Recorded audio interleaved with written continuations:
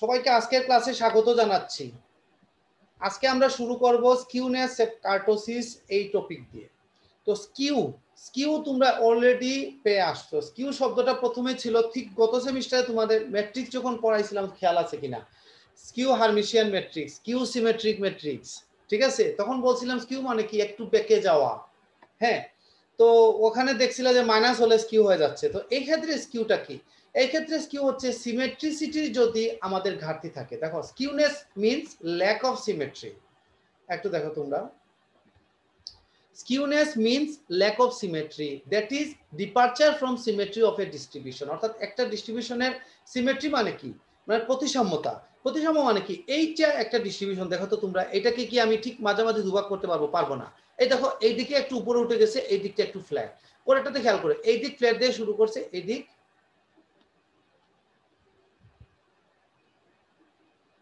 আচ্ছা, আমি একটু স্টপ ছিলাম, ইন্টারনেটে বাফারিং ছিল। আচ্ছা, যাই হোক, দেখো তোমরা, এইটাই হচ্ছে স্কিউনেস, কোনো একদিকে একটু বেঁকে যাওয়া। এটা কি বাম দিকে বেঁকে গেছে, আর এটা কি, এটা ডান দিকে বেঁকে গেছে। শুরু হয়েছিল সোজা দিয়ে। আচ্ছা, তো মিন মিডিয়ান আমাদের এর distribution is said to be skewed if, অর্থাৎ একটা ডিস্ট্রিবিউশনকে কখন স্কিউড বলা হবে? যদি number one, mean median and mode give different values. যদি মিন মিডিয়ান মোড সবগুলো যদি আলাদা আলাদা মান দেয়, Q1 and Q2 আর not equidistance from the median. Median থেকে যদি Q1 এবং Q2 টা দেখা যায় যে সমান দূরত্বে না, Q1 একটা দূরত্বে, Q2 অনেক দূরত্বে চলে গেছে। আচ্ছা, the curve drawn with the help of the given data is not symmetrical but there no, আমরা একটু বড় করি, আমরা এখানে দেখতে সমস্যা হচ্ছে। আচ্ছা, the curve drawn with the help of the given data is not symmetrical। অর্থাৎ আমাদের ডাটা অনুসরণ করে আমরা যদি একটা কার্ভ আঁকি, তাহলে সেটা সিমেট্রিক হবে না। এই যে এই ধরনের, এটা বলছে, ঠিক আছে? অর্থাৎ এখানে বলছে, যেটা পরের লাইনে, এখানে একটু আমাদের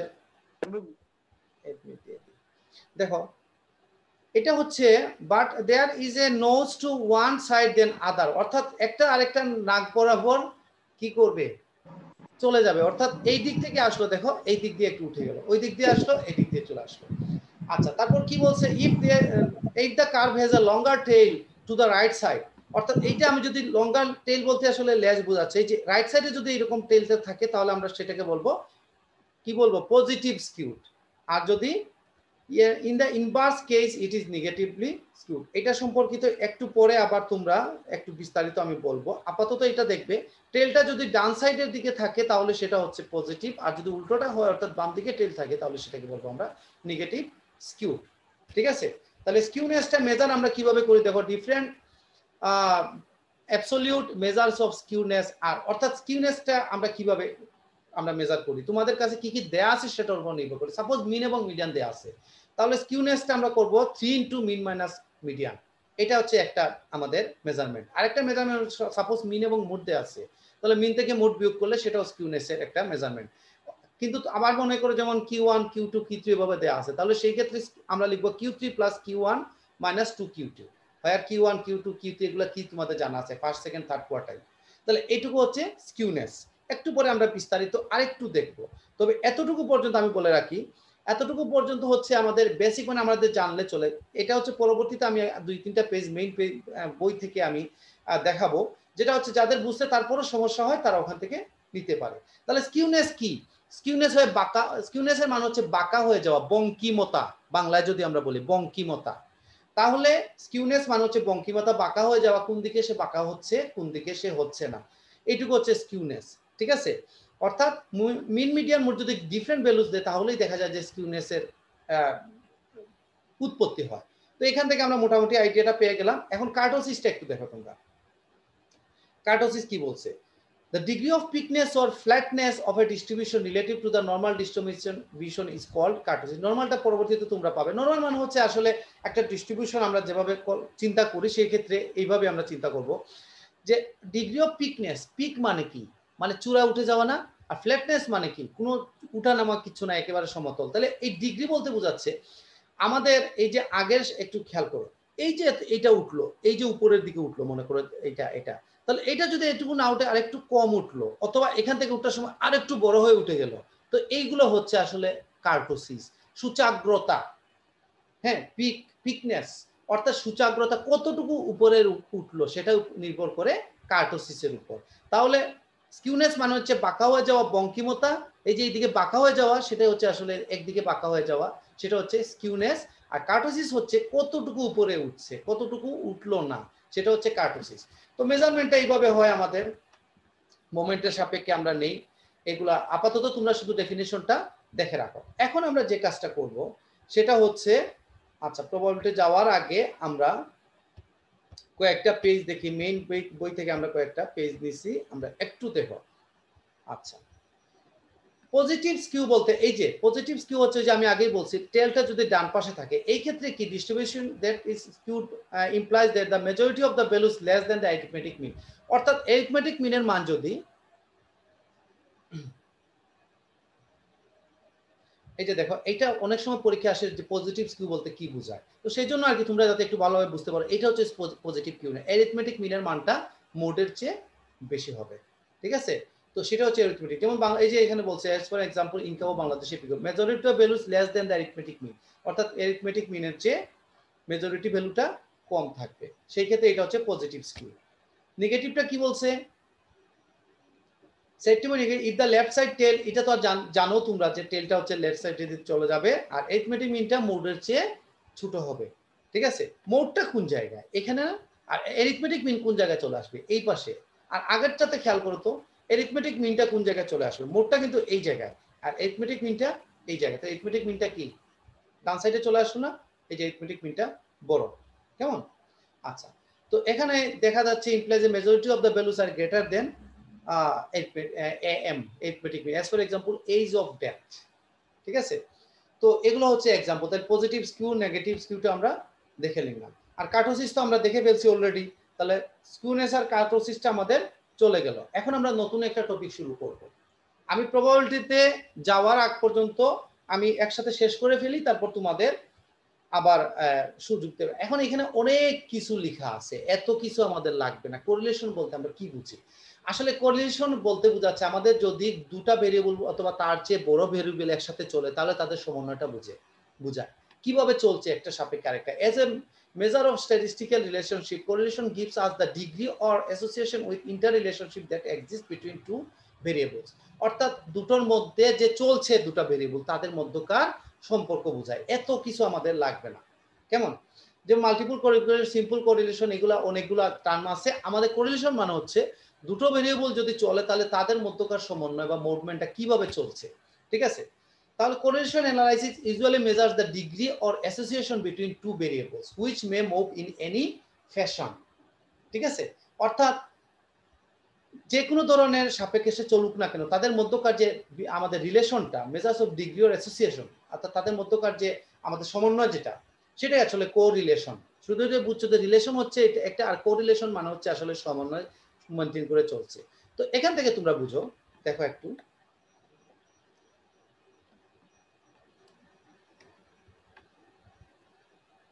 আচ্ছা, figure shows perfect positive correlation y equal to a plus a, অর্থাৎ আমাদের এই ফিগারগুলো কি বলছে, পারফেক্ট কোরিলেশন মানে কি? এই যে দেখো, আমি যদি এটা y অ্যাক্সিস আর এটা x অ্যাক্সিস ধরি, তাহলে কি x বাড়ছে তার সাথে সমন্বয় করে করে y বাড়ছে।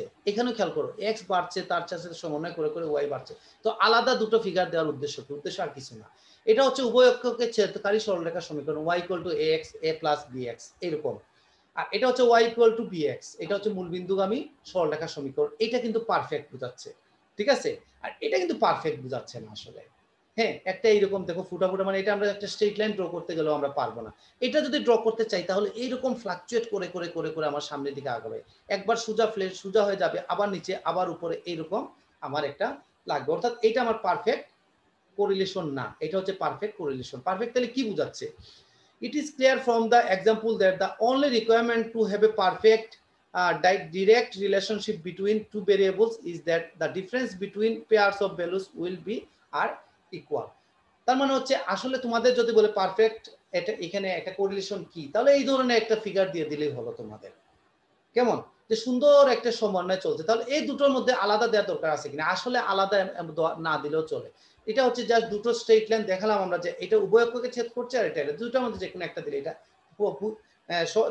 গিভ অথবা যে এক্সপ্লেন পারফেক্ট পজিটিভ কোরিলেশন, তাহলে দুটার মধ্যে যে কোনো একটা দিয়ে দিলে আমাদের পারফেক্ট কোরিলেশনের আমাদের গ্রাফ। তো মনে রাখবে একটু কষ্ট করে গ্রাফটা দিয়ে দেবে। এই গ্রাফটা কিন্তু অনেক কিছু কথা বলে, কেমন? গ্রাফটা যদি সুন্দর করে একটা এঁকে দাও তাহলে গ্রাফের মধ্য থেকে কিন্তু বোঝা যাচ্ছে যে এখানে খুব সুন্দর করে এক্স এর সাথে ওয়াইটা মিলে যাচ্ছে। হ্যাঁ, এক্স বাড়ছে ওয়াই বাড়ছে, এক্স বাড়ছে ওয়াই বাড়ছে, সুন্দর কোরিলেশন একটা সৃষ্টি করছে। ঠিক আছে, আচ্ছা আমরা পরের টপিকে যাচ্ছি।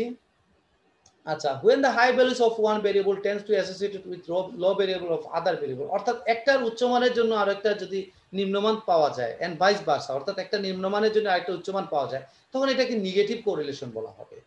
ঠিক আছে, তো এইটাও আসলে আমাদের কাজে লাগে যে একটা আমি যেমন ইকোনমিক্সের ক্ষেত্রে সর্বনিম্ন বিনিয়োগ করে সর্বোচ্চ মুনাফা, সর্বনিম্ন কষ্ট করে সর্বোচ্চ মুনাফা, এই ধরনের টার্মে আমরা নেগেটিভ কোরিলেশনটাও আমাদের কাজে লাগে। তো তোমাদের মনে হতে পারে আমি এত কিছু দিলাম কেন, জাস্ট তোমরা একটু দেখবে আর কিছু না, পরীক্ষায় এত বেশি কিছু আসে না, তোমাদের জাস্ট এক লাইন দু লাইন করে একটু ডিফাইন করলেই হয়। তো কোরিলেশন মোটামুটি আমরা বুঝতে পারলাম। হ্যাঁ, আমি এত বেশি কিছু ডেফিনিশনে আমি গেলাম না, এগুলো জাস্ট আমি তোমাদের দিলাম যে এগুলো তোমাদের অনেকের কাছে বই নাই সেটা। এখন রিগ্রেশনটা আমরা একটু দেখি। Correlation indicates whether there is any relation between the variables and correlation coefficient measures the extent, মানে হচ্ছে পরিমাণ, extent of relationship between them, whereas the regression measures the probable movement of one variable in terms of the other.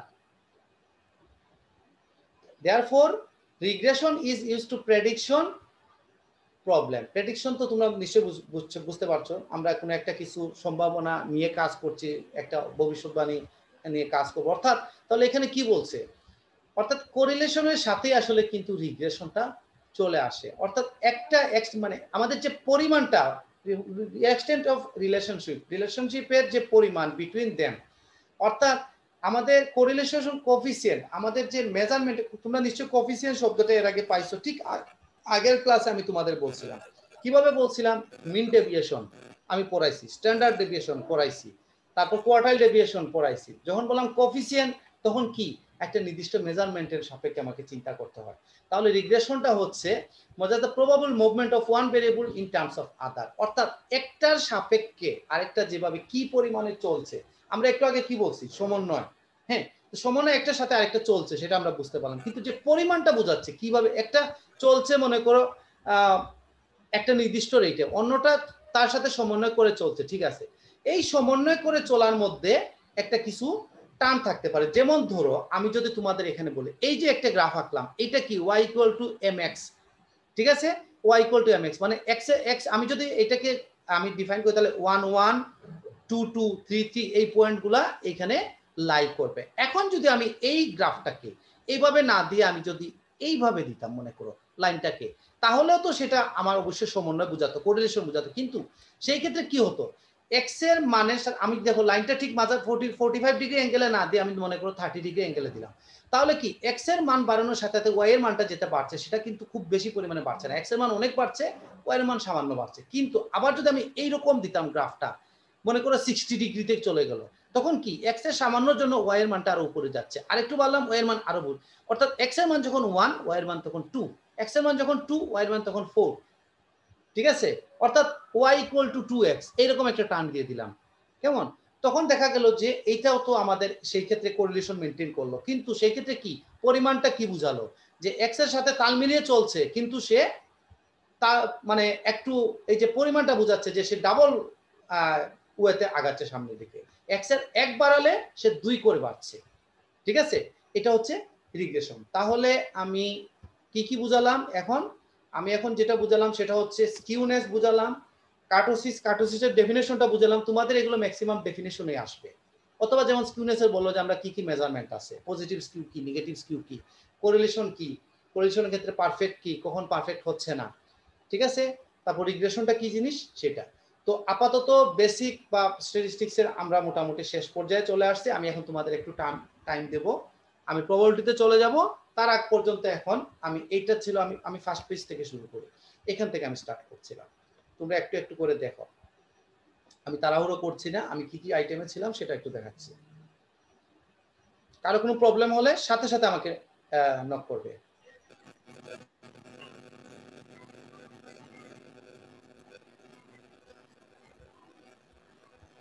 এটা next page.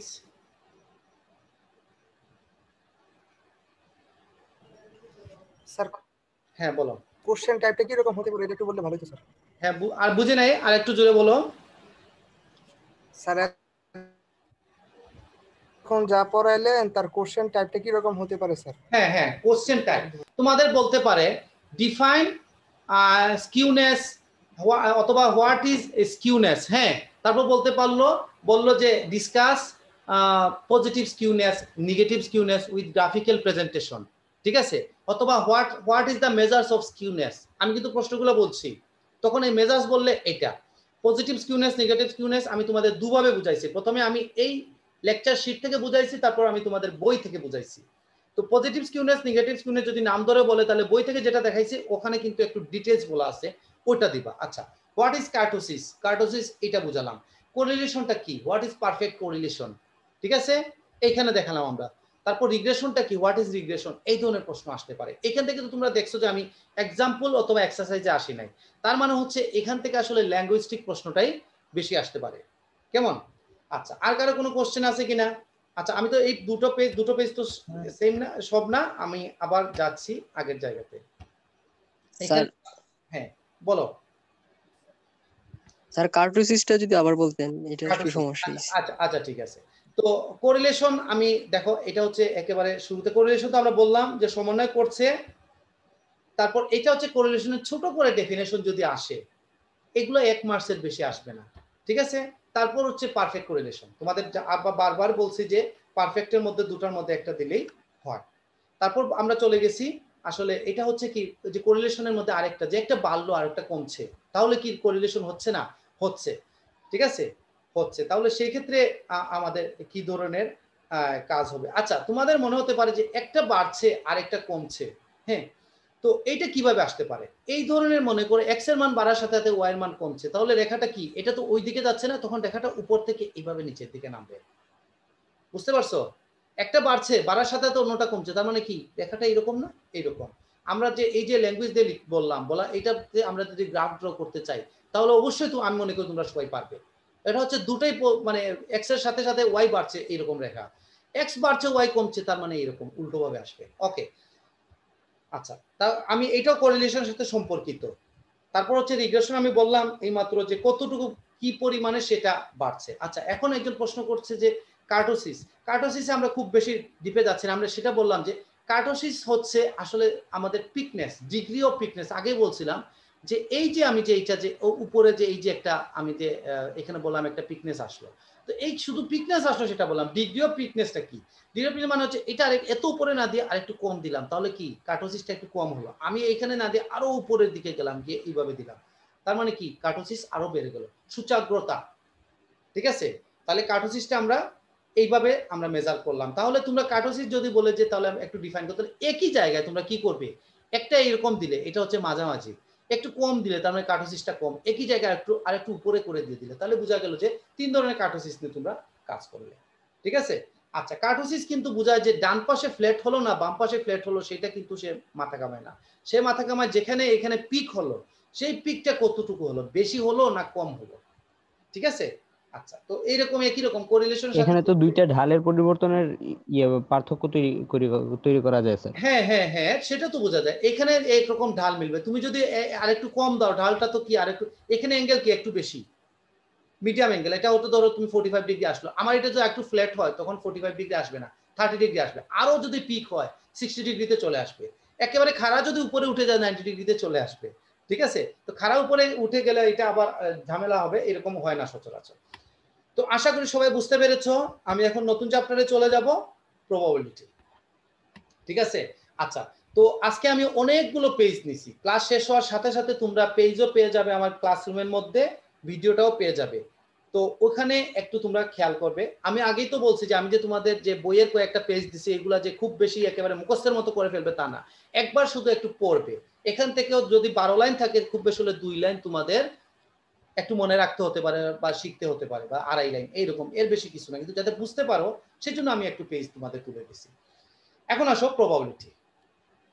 Probability সম্পর্কিত basic idea তোমরা ইন্টারমিডিয়েটে পেয়ে আসছো, ঠিক আছে। সম্ভাব্যতা, সম্ভাব্যতা মানে কি, আমি যদি বলি সম্ভাব্যতা কি জিনিস, তোমরা এখানে 100% স্টুডেন্টের সম্ভাব্যতার আমি মানে সাথে সাথে 10টা এক্সাম্পল তোমরা দিয়ে দিতে পারবে।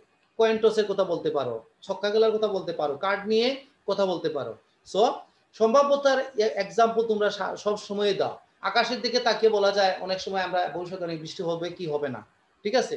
তো যাই হোক, এগুলা হচ্ছে সম্ভাব্যতা, আমরা জেনে শুনে ইউজ করি, না জেনেও ইউজ করি। তো এখানে সম্ভাব্যতার যখন আমরা প্রবাবিলিটির ডেফিনিশন দিব, তার আগে আমাদের কয়েকটা আইটেম আমাদের একটু মনে রাখতে হবে। খেয়াল রাখবে এগুলা 1 মার্কসের জন্য 2 মার্কসের মানে প্রবাবিলিটি দেখা যাবে যে ডিফাইন উইথ এক্সাম্পল দিয়ে এই টার্মগুলো অনেক সময় দিয়ে দেয়, ঠিক আছে। তখন তোমরা প্রথমে ডেফিনিশন দিতে হবে, তারপর এক্সাম্পল দিতে হবে।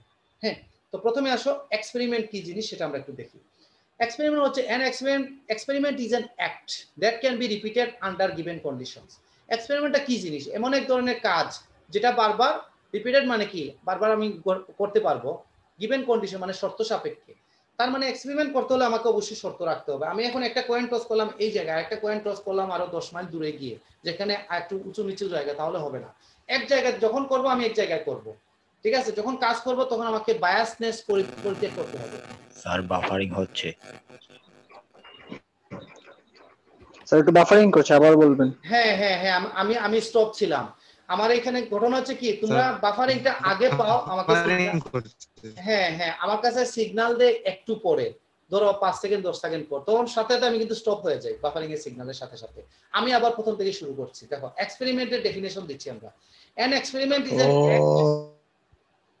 এখন কি শোনা যাচ্ছে কিনা একটু বলো, একটু রেসপন্স করো।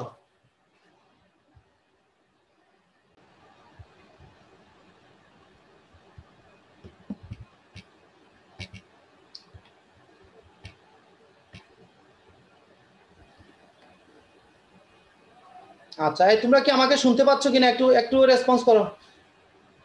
স্যার জি স্যার, এখন শুনতে পাচ্ছি। ওকে ওকে ওকে।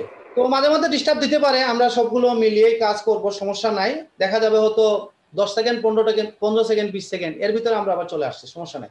তো এক্সপেরিমেন্ট বলতে কি বোঝাচ্ছে দেখো, an experiment is an act that can be repeated under given condition. তার মানে এক্সপেরিমেন্ট পরীক্ষণ কি, একটার পর একটা আমরা করতে পারবো এরকম কাজ। কেমন কয়েন টস করলাম, একবার করলাম, দুইবার করলাম, তিনবার করলাম, একই মানে গিভেন কন্ডিশন বলতে কি বোঝাচ্ছে, অর্থাৎ শর্তটা তোমাকে মানতে হবে এক্সপেরিমেন্টের। তুমি মানে কি বলে বায়াসনেস, পক্ষপাতিত্ব করতে পারবে না। একটা কয়েন টস করলে তখন এমন ভাবে টস করতে হবে যে সোজা সমতল জায়গায় টস করবে, হ্যাঁ, উঁচু নিচু জায়গায় টস করা যাবে না। তারপর হচ্ছে কয়েনটা যখন দেখবে যে কয়েনটা একেবারে একটা পারফেক্ট কয়েন আছে কিনা, কেউ কোনো চাপ দিয়ে এটাকে বাঁকা টাকা করে ফেলছে কিনা, এগুলো দেখতে হবে। তো এই জন্যই বলছে গিভেন কন্ডিশন। কয়েনের দিকে তাকানো যাবে না স্যার, কয়েনের দিকে কয়েনের দিকে তাকানো যাবে না। কয়েনের দিকে আগে প্রথমে দেখতে হবে কয়েনটা ঠিক আছে কিনা, যদি ঠিক থাকে তারপর তুমি তাকালে তাকাও, না তাকালে নাই টস করার সময়, কিন্তু তার আগে দেখতে হবে কয়েনটা ঠিক আছে কিনা। এখন কেউ কয়েনটাকে একটু মেশিন দিয়ে কোনো দিকে চাপ দিয়ে দিল, তখন দেখা যাবে যে যেদিকে চাপ দিছে বা বাঁকা হয়ে গেছে তার বিপরীত পৃষ্ঠটা আসার সম্ভাবনা বেশি থাকে। কয়েনের দিকে তো তাকাবে অবশ্যই, পরে টস করার সময় তাকাবে না। ওকে, এক্সপেরিমেন্ট তাহলে বুঝতে পারছো কি জিনিস, অর্থাৎ আমি যে কাজটা শর্ত সাপেক্ষে একের পর এক করতে পারবো। ওকে, পরেরটাতে আসো, ট্রায়াল এন্ড ইভেন্ট। ট্রায়ালটা কি জিনিস, if an experiment be repeated under essentially the same condition giving several possible outcomes, then the experiment is called a trial. অর্থাৎ কি বোঝাচ্ছে, একই সেম কন্ডিশন অর্থাৎ একই ধরনের শর্ত সাপেক্ষে বা পজিশনে বা অবস্থায় আমাকে যদি মানে কয়েকবার একই এক্সপেরিমেন্ট আমি রিপিট করি, তাহলে দেখা যাবে সেটাকে আমাকে ট্রায়াল বলছে। যেমন আমি একটা কয়েন টস করলাম আমার মেঝের মধ্যেই, যে 2 বার 3 বার 4 বার টস করলাম, তাহলে সেটা ট্রায়াল হয়ে যাচ্ছে, ঠিক আছে। আচ্ছা, তো then the experiment is called a trial. তাহলে ওই এক্সপেরিমেন্টটাকে আমরা ট্রায়াল বলবো। ট্রায়াল আমরা দিই না, ট্রায়াল দিই, আসলে এক্সপেরিমেন্ট শব্দটা তখন সেই ক্ষেত্রে আমরা ব্যবহার করি। এক্সপেরিমেন্ট হচ্ছে আমাদের আসলে জেনারেলাইজ শব্দ, ট্রায়াল হচ্ছে স্পেসিফিক শব্দ। একবার করলাম কাজ হলো না, দুবার করলাম কাজ হলো না, তিনবার করলাম তারপর কাজ হলো। এই মায়াস কে, মায়াস তুমি বারবার এখানে আঁকাআঁকি করতেছো কেন? বি কেয়ারফুল, তোমরা মনোযোগ দিয়ে আমার কথা শুনবে, তোমরা তো এখানে কাজ করার কথা না। স্যার সবসময় ডিস্টার্ব করে। না, এরকম করলে তো আমি ব্লক করে দেব। Then the experiment is called a trial and the possible outcomes are known as events or cases. তাহলে তোমরা দেখো এই যে এক্সপেরিমেন্ট যেটা আমরা করলাম একবারের জায়গায় দুবার তিনবার, সেটার নামই আমরা দিয়ে দিলাম trial, and the possible outcomes are known as events or trial। এবং কি কি আসতে পারে আমার রেজাল্ট হিসাবে সেটা হয়ে যাচ্ছে event or cases. For example, tossing of A coin is a trial, অর্থাৎ আমি যে কয়েনটা টস করছি উপরের দিকে ছুটছি, এটা হচ্ছে গিয়ে trial. and getting head or tail is event। এবং এই ট্রায়ালের কারণে আমার কি কি আসতে পারে, হেড আসতে পারে, টেইল আসতে পারে। এই যে হেড অথবা টেইল, এটাকে আমরা বলবো ইভেন্ট অর কেসেস। আশা করি তোমরা বুঝতে পেরেছো, এগুলো সহজ সহজ জিনিস।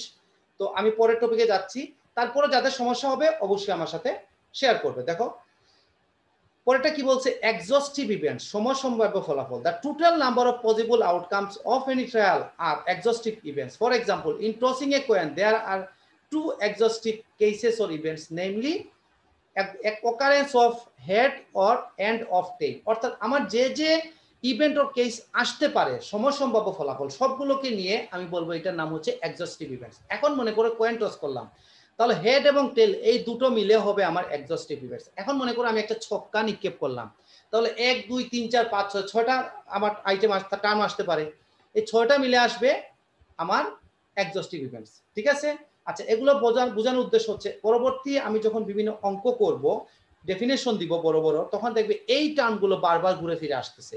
তখন কিন্তু এগুলো মনে চোখের আমি যখন এই শব্দটা উচ্চারণ করব তখন সাথে সাথে আমার ওই জায়গাতে চলে আসতে হবে, অর্থাৎ এই পেজের মধ্যে তখন কল্পনায় চলে আসতে হবে। ঠিক আছে, যে এক্সস্টিভ ইভেন্টস বললাম, সাথে সাথে মনে রাখতে হবে যে আমি কি বলছি এক্সস্টিভ ইভেন্টস বলতে, ট্রায়াল এন্ড ইভেন্ট বলতে কি বুঝালাম সেটা কিন্তু মনে রাখতে হবে, বারবার এগুলো আমাদের আসবে। ইকুয়ালি লাইকলি ইভেন্টস, দেখো ইকুয়ালি লাইকলি মানে হচ্ছে একই জাতীয় দেখতে, একই রকম কাজ করছে। Events are said to be equally likely when none of them is expected to occur more frequently than the other। খুব সুন্দর একটা ডেফিনেশন। আমরা ইভেন্টস অথবা কেস যেগুলো আছে সেগুলোকে ইকুয়ালি লাইকলি, যখন কয়েন টস করলাম তাহলে হেড অথবা টেল কে আমরা ইকুয়ালি লাইকলি বলবো। None of them is expect, অর্থাৎ যে কোনো একটা কিছুকে যে আমি বেশি এক্সপেক্ট করে ফেলবো অন্যটার চেয়ে, যে অন্যটা হওয়ার চেয়ে, তার মানে কি দুটাই আমি কয়েন টসের ক্ষেত্রে আমাকে মানতে হবে আমি দুটোকেই অর্ধেক করে সম্ভাবনা ধরতে হবে। একটাকে যদি বলি আমি যে না এটা তো 60% সম্ভাবনা, তাহলে কিন্তু আর হবে না, তাহলে সেটা কি ইকুয়ালি লাইকলি হবে না। আমি যখন প্রবাবিলিটি মেজারমেন্ট করব তখন ইকুয়ালি লাইকলি যদি না হয় তাহলে কিন্তু আমার রিসার্চের মধ্যে প্রবলেম হবে। আমি যে ফাইন্ড আউট করব বা ফাইন্ডিংস পাবো সেটার মধ্যে ল্যাকিং থাকবে, ঘাটতি থাকবে, এবং আমাকে সঠিক রেজাল্ট দিবে না।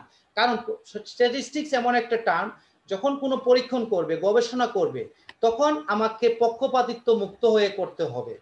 ঠিক আছে, যার যতটুকু প্রাপ্য ততটুকু দিতে হবে। আমি একটা ছক্কা নিক্ষেপ করলাম, সবগুলো ফেজ সমান থাকতে হবে, কোনো একটা ফেজ যদি বড় হয় তাহলে ঠিক তার অপোজিট পার্টসটা আসার সম্ভাবনা বেড়ে যায়। ঠিক আছে, তো এই জন্য যে কাজটা করতে হবে সবগুলো ফেজ যাতে সমান থাকে সেটা চিন্তা থাকতে হবে, এবং সেই ক্ষেত্রে সবগুলোকে আমরা বলবো ইকুয়ালি লাইকলি।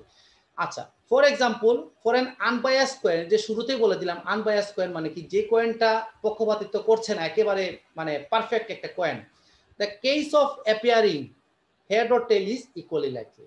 আনবায়াস কয়েনের ক্ষেত্রে আমরা বলতে পারি যে হেড অথবা টেইলে আসার সম্ভাবনা যেটা সেটা ইকুয়ালি লাইকলি বলতে পারি।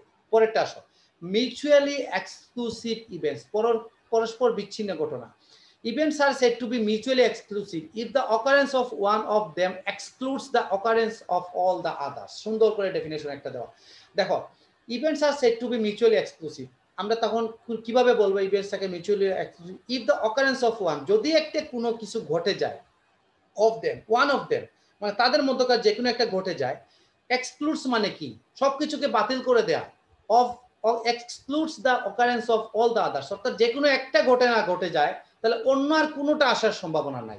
যেমন ধর একটা ছক্কা নিক্ষেপ করলে তোমার আনসার আসলো 3, তাহলে কি হলো বাকি 1 থেকে 3 বাদ দিয়ে বাকি যে 5টা আছে সেই 5টার কোনোটা একটা পরীক্ষণে বাকি 5টা আসার সম্ভাবনা নাই। তোমাদের মনে কথা এটা তো সবার জন্য প্রযোজ্য, পরবর্তীতে দেখবে বিভিন্ন এক্সারসাইজ করব আমরা, একটা হলেও আরেকটা করতে পারে। এইরকম, অর্থাৎ কন্ডিশনাল প্রবাবিলিটি থাকবে। তো মিউচুয়াল এক্সক্লুসিভ ইভেন্ট হচ্ছে এইটাই, যে একটা যদি চলে আসে বাকি কোনোটা আর আসবে না। এই যে দেখো, for example in tossing a die the case of appearing 1 2 3 4 5 6 are mutually exclusive, যে কোনো একটা যদি ঘটে যায় বাকি কোনোটা আর ঘটবে না, অন্তত একটা পরীক্ষণের ক্ষেত্রে। ঠিক আছে, পরেরটা আসো ফেভারেবল ইভেন্টস, অনুকূল ঘটনা। অনুকূল ঘটনা মানে হচ্ছে তুমি মনে মনে কি চাচ্ছ, তোমার ফেভারে যেটা চাচ্ছ সেটাই হচ্ছে অনুকূল ঘটনা। The number of outcomes which entail the happening of event in a trial is called the favorable events. For example, the number of favorable events for getting even number in a tossing a die is 3. অর্থাৎ তুমি যেটা চাচ্ছ সেটা সাপেক্ষে তোমার হাতে তোমার কাছে কি আছে। যেমন তুমি একটা ছক্কা নিক্ষেপ করলে, নিক্ষেপ মনে মনে চিন্তা করলে যদি জোড় সংখ্যাটা আসে, তাহলে জোড় সংখ্যা কি আছে 2 4 6, তাহলে সেই ক্ষেত্রে টোটাল কয়টা আছে, 3টা ফেস না তোমার সাপোর্টে, এই হচ্ছে 3। এটার নামই হচ্ছে ফেভারেবল ইভেন্টস। ফেভারেবল ইভেন্টস এর ক্ষেত্রে সেটা হচ্ছে একটা নাম্বার আসবে। ঠিক আছে, যেমন ধরো তুমি কয়েন টস করলে, বলে আমার যদি হেড আসতো তাহলে ভালো হয়, তাহলে আসবে তোমার ক্ষেত্রে ইভেন্টস হচ্ছে ফেভারেবল ইভেন্টস হচ্ছে 1। ঠিক আছে, অথবা একটা কয়েনকে দুইবার টস করলে করে বলবে দুইবারে যদি একই জাতীয় জিনিস আসে, অর্থাৎ দুইবারে যদি হয় হেড আসে অথবা টেইল আসে, তাহলে সেক্ষেত্রে কি, আমার যখন একটা কয়েন দুইবার টস করলাম, আমার তাহলে সেই ক্ষেত্রে স্যাম্পল স্পেসটা কি আসে, head head, head tail, tail head, tail tail, তোমরা জানো। তাহলে সেই ক্ষেত্রে তোমাদের ক্ষেত্রে ফেভারেবল ইভেন্ট হচ্ছে টেইল টেইল, হেড হেড, অর্থাৎ 2। তাহলে নিশ্চয়ই তোমরা বুঝতে পারছো ফেভারেবল ইভেন্টস বলতে কিন্তু বোঝাচ্ছে যে আমার পক্ষে মুড কতটা, এটা হচ্ছে জাস্ট একটা ডিজিট বুঝাবে। ঠিক আছে, তোমার পক্ষে কতটা। এখন যদি বলো যে না আমি ছক্কা নিক্ষেপ করে আমার তো প্রয়োজন হচ্ছে ছক্কা, একটা 6 তুলবো, তাহলে সেই ক্ষেত্রে জাস্ট 1 আসবে ফেভারেবল ইভেন্টস। অর্থাৎ 6 এর মধ্যে মাত্র একটা কেসই তোমার ক্ষেত্রে ফেভার করছে। ঠিক আছে, আপাতত মনে করি তোমরা এগুলো সব পুরনো বিষয়, সবই বুঝতে পেরেছো। এখন আমরা প্রবাবিলিটির ডেফিনিশনটা একটু দেখবো। প্রবাবিলিটির চ্যাপ্টারে তো চলে আসছে, এখন ডেফিনিশনটা একটু দেখি। দেখো, mathematical or classical definition of probability. If a trial results in x, এই যে n সংখ্যক এক্সক্লুসিভ না exhaustive, mutually exclusive and equally likely। দেখো একটু আগে আমরা যেগুলো পড়ছিলাম সবগুলো এখানে কাজে লাগাচ্ছে, কারণ প্রবাবিলিটি যখন ডেফিনেশন দেব এই সবগুলো যদি সে মেইনটেইন না করে তাহলে প্রবাবিলিটি আমার মানে স্যাটিসফাই সঠিক হবে না। তাহলে কি করতে হবে, প্রবাবিলিটির ক্ষেত্রে আমি যে ট্রায়াল করব বা যে ইভেন্ট নেব সেই ক্ষেত্রে আমি দেখব প্রথমে আমি ট্রায়ালের ক্ষেত্রে আমি যা দিয়ে ট্রায়াল করছি, কয়েন হোক ছক্কা হোক যাই হোক, এগুলো কি হতে হবে, এক্সস্টিভ হতে হবে, মিউচুয়ালি এক্সক্লুসিভ হতে হবে, ইকুয়ালি লাইকলি হতে হবে ইভেন্টস। এন্ড তাহলে কি এন সংখ্যক, টোটাল হচ্ছে এন সংখ্যক ইভেন্টস আছে, এর মধ্যে M of them are favourable to an event A. এবং তুমি একটা সাপোর্ট করলে এই যেটাকে তুমি এ বললে, এবং এই এর সাপোর্টে তোমার ফেভারেবল সংখ্যা হচ্ছে এম। একটু আগে দেখছো না তোমার ফেভারেবল ছিল ইভেন নাম্বার, সেই ক্ষেত্রে তোমার সাপোর্ট ফেভারেবল ইভেন নাম্বার কি ছিল, 3 না 3টা ছিল। তো এইটাই হচ্ছে ইভেন্টের ক্ষেত্রে তার একটা জাস্ট একটা সংখ্যা পাবে তুমি তোমার ফেভারেবল ইভেন্টের ক্ষেত্রে। তাহলে আমরা জানি যে অনুকূল ঘটনা ডিভাইডেড বাই মোট ঘটনা, অর্থাৎ এম সংখ্যক ছিল তোমার ক্ষেত্রে অনুকূল আর এন হচ্ছে টোটাল নাম্বার, এটা জানা আছে, এটা তোমরা জানো। This gives a numerical measures of probability. Obviously, p is a positive number, not greater than unity. অর্থাৎ আমার প্রবাবিলিটি অবশ্যই 0 থেকে 1 এর ভিতরে থাকবে। Since the number of cases which the event A will not happen, অর্থাৎ তাহলে আমরা কি বলবো, m সংখ্যক যদি তোমার মানে ঘটনা ঘটার সম্ভাবনা থাকে, তাহলে না ঘটার সম্ভাবনা কি থাকবে, n - m। তাহলে এই ক্ষেত্রে আমাকে এটাই বলছে আসলে, যদি probability q that event will be not happen, তাহলে আমরা বলতে পারি q হচ্ছে 1 - p। দ্যাট মিন্স p যদি তোমার ক্ষেত্রে হওয়ার ঘটনা থাকে, প্রবাবিলিটি অর্থাৎ সম্ভাবনা, এটা হচ্ছে না হওয়ার সম্ভাবনা, তাহলে এই দুটো মিলে 1 আসে, এইটুকু আমরা জানি। ঠিক আছে, তো এই পর্যন্ত গিয়ে আমরা যে এক্সাম্পল এখন আর যাব না, কারণ আমার হাতে এক্সাম্পলে যাওয়ার মতো সময় নাই, আমি আবার বের হয়ে নতুন করে ঢুকবো।